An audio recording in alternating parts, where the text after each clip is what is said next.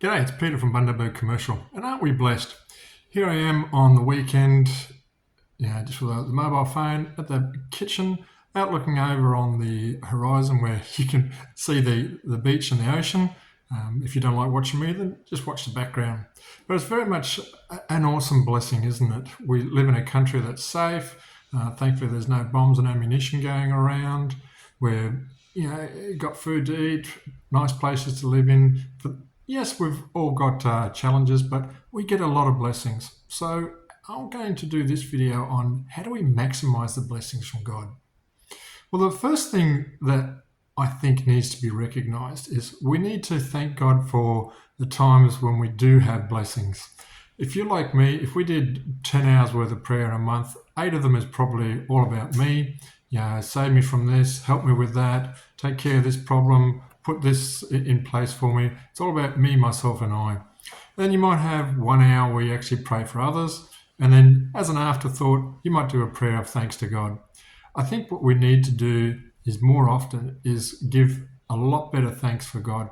It's like if you were giving things to your kids, you want to be appreciated. And I think God, whilst he doesn't need it, it's very much a case of it's a relationship. So, thank him for the things you're giving. If it's been a good day or a good week or even a good hour. We've had a fantastic week. We've had almost 6 months worth of work come through.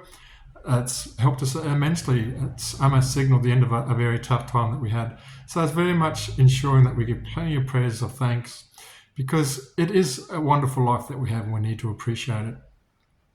Now, men and women, if you ever read the book Men Are From Mars and Women Are From Venus, are a little bit different in regards to how they appreciate blessings.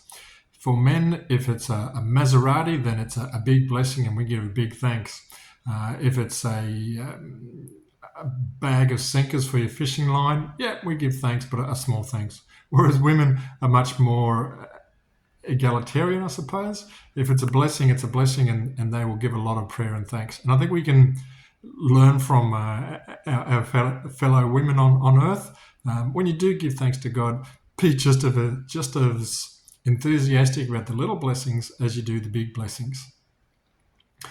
One of the other things to do about maximizing God's goodness is to recognize that you need to be prepared for seasons. So a little bit like Solomon, a little bit like Joseph, in the good times, make sure you've cleaned up your accounts, get rid of your debts, put some savings aside, and prepare for the fact that there will be down times and you need to have a look at being prepared for that. So be prepared for the other seasons. That way, when they do come, hopefully they're not as hard as they were, and that in itself is a blessing. A lot of times, I think it's all about perceptions. I like a book that I read recently, probably last year, called Thinking Fast, Thinking Slow. It's very much a cognitive approach looking at introverts and extroverts and how we think differently. And one of the ways that they explain it is, if you looked at a marriage, for argument's sake, it may have been like for 10 years or such, and people say, so how's your marriage? And we'll have a think and we'll look at the critical incidences. Like it may be a decent marriage that's gone for 10 years and you had a really high point. It may be, say, your 7th year anniversary, you've gone to Paris and had a great time, did all the touristy things, felt really close together. And if someone asks you, how's your marriage? You remember that's the high point. And it's been a great marriage. Really enjoy it. Whereas if you had the flip side, maybe you've had 10 years and during that period, perhaps there was a low point. Perhaps your husband did something like husbands do and said something inappropriate in the wrong place and offended you. And people will ask you, how's your marriage? And you won't remember the other 7 or 8 years. You just remember the low point. So that is one area of perceptions that I talk about. Recognize that most of life is in between the high points and low points. I say managing the middle is the term that I use for it. And what you can do is recognize that over the 8 years, you may have had some high points and some low points.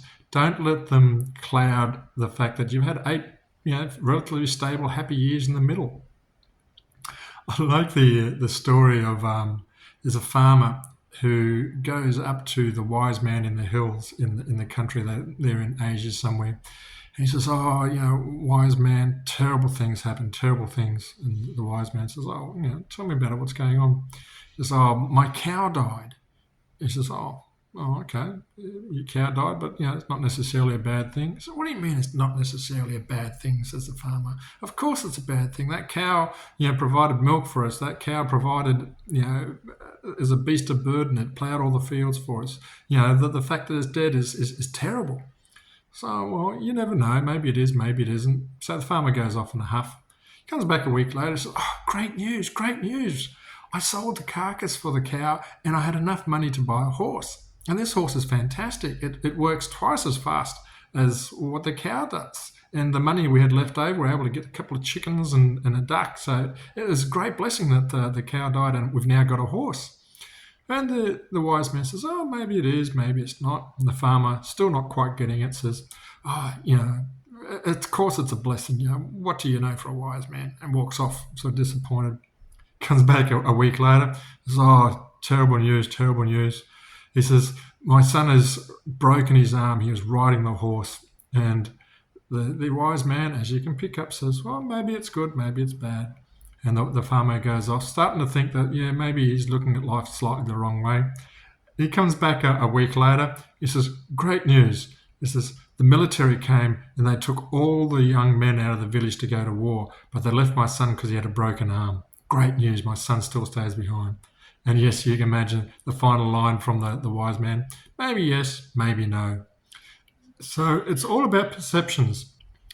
If we look at a good part of life, it definitely is. But remember, there's always two sides. There's ups and downs. It's just part of the parcel that we go with. So looking at how we maximize God's goodness, take time out, reflect and learn. For me, the periods that we had in the quiet times and the hard times, we learnt a lot, we changed a lot. And we want to make sure we do the same in the good times. So what is God trying to teach me now with the gifts and the blessings and the rewards? And similar to yourself. If you're having a good patch, then great.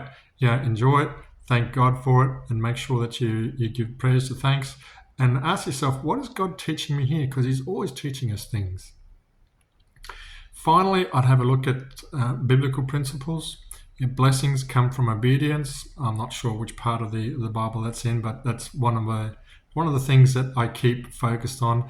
If we're struggling a little bit in the blessings department, I say, am I being obedient? Am I tithing? Am I going to church? Am I reading the Word each day?